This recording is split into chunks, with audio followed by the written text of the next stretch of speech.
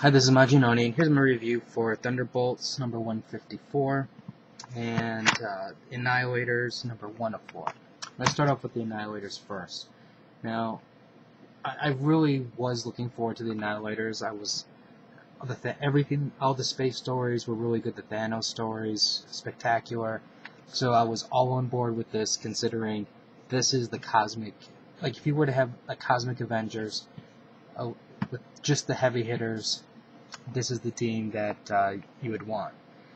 And, I read it, and I was really disappointed.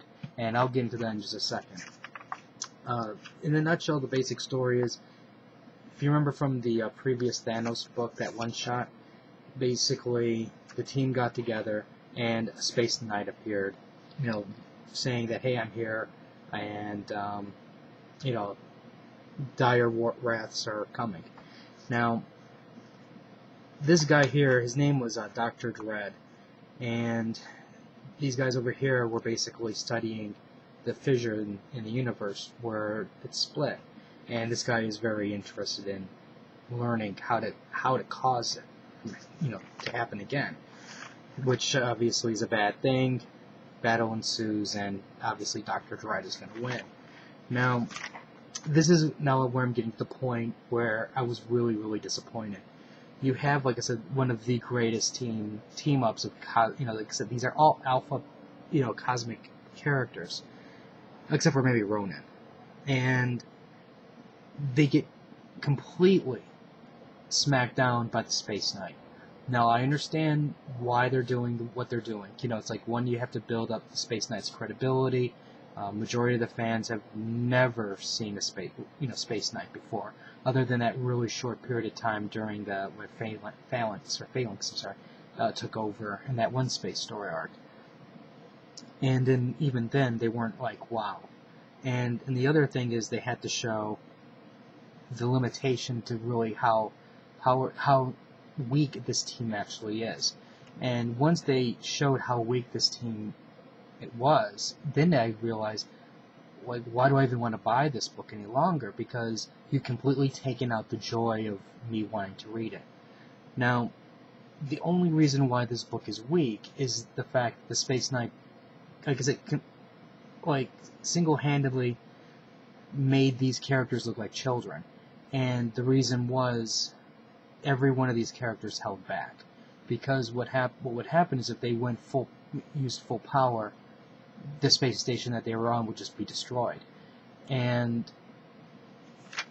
once that happened, then it's like, well, what's the point of having all these super alpha prime cosmic characters in one place if they can't even use their power? And now it's just like, I'll get the second issue, but the joy is just gone, completely gone. And this truly was a disappointment, and the disappointment goes even further. Now, eventually, what happens is the team goes to where that Dr. Dread is, and okay, here's the thing that made me go, I don't understand why the Silver Surfer was played like this. You have this character, they know that he's a bad guy. Silver Surfer has the power, that cosmic thing. And yet he goes to touch the villain. Why is a Silver Surfer reaching out to touch the villain? Shouldn't he be just blasting away with energy? Oh, wait, he can't, because he would destroy everything that's around him. Even though all these people can live in space, type thing. And I'm like, unbelievable. Just believable. Now, I understand that they did this thing the way they did it because everybody knows that the Silver Surfer is pretty much invulnerable to things, blah, blah, blah. So there's a field around Dr. Dread, and basically his field cut the Silver Surfer. So I understand they wanted to show how powerful that field was, but at the same time I'm going, my God, Gladiator has eye beams, Quasar has cosmic energies, Silver Surfer has cosmic energies, Beta Ray Bill's got stuff that he can throw, but yet he goes to touch the villain. I sat there in disbelief. Total disbelief. And I'm really, really disappointed. Completely disappointed in this book.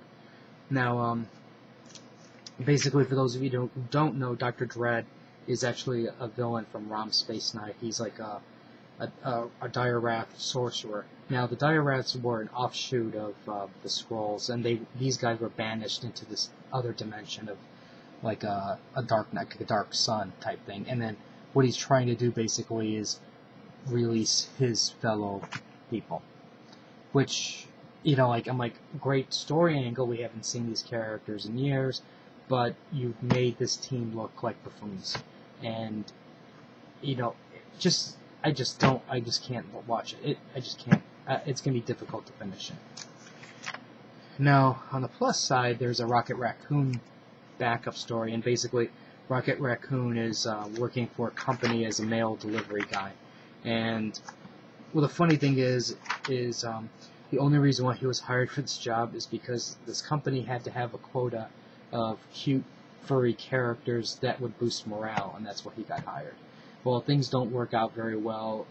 Somebody sends this killer clown after him, and then eventually he goes looking for his tree buddy Groot, in which they reveal something about Groot, which was actually kind of entertaining. This, I would buy. I would buy more of Rocket Raccoon. Annihilators, ugh, I don't know. After this issue, I'm just glad it's 4 issues, because then if the second issue sucks, I can bail without any worry about it. But anyways, that's my review of that. Let's go on to Thunderbolts. Thunderbolts, this was a strong issue. And the only reason why I'm saying this is a strong issue is because this just focuses on the Man-Thing. Now, you have this dimensional terror, and then these creatures are coming in, and they're just laying waste to anybody that happens to be in the swamp. And while that's going on, you have, you know, the powers that be, government, looking in, and they don't like the Man-Thing, because here's this creature that they can't really control. He can teleport, and they don't like that. You know, like, they don't like not have complete control over the Man-Thing. So it's just, you know, they're looking into him. Like, and what this issue is, it's basically for people who don't know who he is. They give you a very quick 2-page origin, and at the same time they explain his importance. And basically, the Man-Thing's he's basically a creature that keeps the balance in check. Where in this swampy area, there's like, you know, like it's a dimensional hotbed, I guess you can say, and he's there to maintain the balance. So that way, in case of a dimensional rift opens, he takes care of it, type thing. You know, it's not that he's consciously going, well, geez, you know, I sense a disturbance in the force. It's time to go to work. It's just more. It seems that it's more instinctual type thing, and because it's really not clear how much intelligence he has, because he used to be a scientist before he turned into the Man-Thing. Overall, this was a really entertaining read. I think the cover was really strong. It's rare when you get to see a full-page color of the Man-Thing, and I thought this was really good. So at least 1 out of 2 out of the Marvel titles was good. If you have any comments or questions, rate the video up or down. Let me know what you think. This is actually a good jumping point if you wanted to start the Thunderbolts, which I would probably recommend. It's been really entertaining. Rate the video up or down. Let me know what you think. Subscribe to the channel, and I'll put up more reviews later. So until next time.